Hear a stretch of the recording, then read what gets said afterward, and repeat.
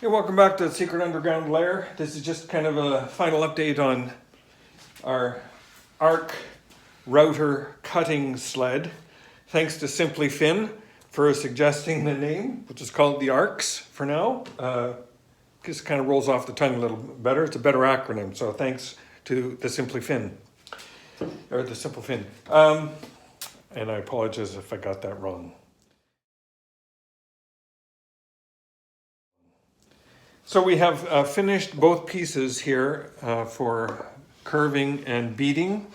I'm happy with the result, although kind of now looking at a little post-mortem on what's happened, a couple things to observe. One, with the bead cutting bit, I actually wasn't going deep enough, and hence, if I had gone a little deeper, I could have gone a little wider and made a rounder bead rather than these quite narrow beads. These would have been almost a ½ inch wide had I gone deep enough. So, man, you learn, you live and learn. Overall though, I'm still happy with the result of this. It has the effect that I want, so it's gonna be good. But lesson learned, I can be a little bit better with the router bit, beading bit specifically. Second thing I've observed is regarding this table. In the way I positioned it, it was not perfectly in line with the movement of the router. So in fact, it was askew this way. So kind of running in this direction as opposed to running parallel. Not by much, just probably about maybe a ¼ inch or 3/8 of an inch from one side to the other.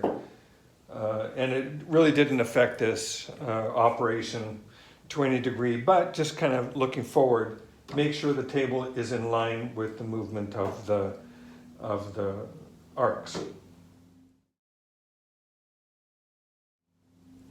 The second thing about the table is I made it specifically wide enough for this piece. I need to make this table a little more flexible so I can take variable width pieces.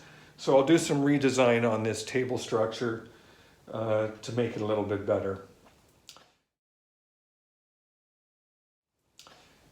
Third thing, and the third or the fourth? Well, let's call it the third thing. No, fourth thing. 1, 2, 3, 4. Fourth thing, going to replace these guys with 3D printed parts to keep them from racking and provide a little bit tighter tolerance to match up with the linear bearings that we have here. And the fifth thing is associated with this bolt here that I use to tighten the sled as I move it back and forth. I'm going to change that to a knob, maybe 2 knobs, or a knob and a handle that'll go in here, just so that it's a little bit faster. I got a little bit more efficient using the wrenches as time went on, but I could certainly do better if I had a knob. Other than that though, quite pleased with the result. There was a little bit of racking occurring here, even with this oak on the top of it. And I noticed it was particularly prone to racking when I had the router down, when it was tilted down this way. There's a little bit of torque associated with the router itself, and that was kind of twisting the router one way and forcing this way. This side kind of wanted to move this way as I was pushing the router up. When the arm was over on the other side, of course now I have all the weight there, and the torque from the motor wasn't enough to lift it. So there was substantially less movement on the arm as it was on that side as opposed to when it was tilted over this way. So I'll look at that as a, find some way to compensate for that. If it means putting another one of these circular pieces over here to clamp the arm in place, well, I might have to do that, but we'll look at other mechanisms first. It may be a simple case of just tightening up the arms on the base of this. But overall, I'm very pleased with the result. So I just thought I'd give you that quick update, very short video today. I'm continuing to work on the Julia table, so there'll be another video coming out on that shortly.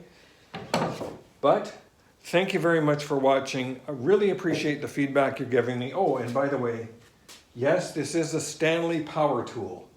The Stanley Routeabout. This is over 50 years old. I got this from my dad. And he got that when I was just a kid. I can't remember exactly when he got it, but this thing has been running like a champ for 50 years plus. The only thing I've done to it is I've replaced a bushing at the top here, a little copper bushing. Unbelievable little tool. I wish Stanley was still around making power tools, because this has just been a gem. Anyway, again, thanks for watching, and I'll catch you on the next video.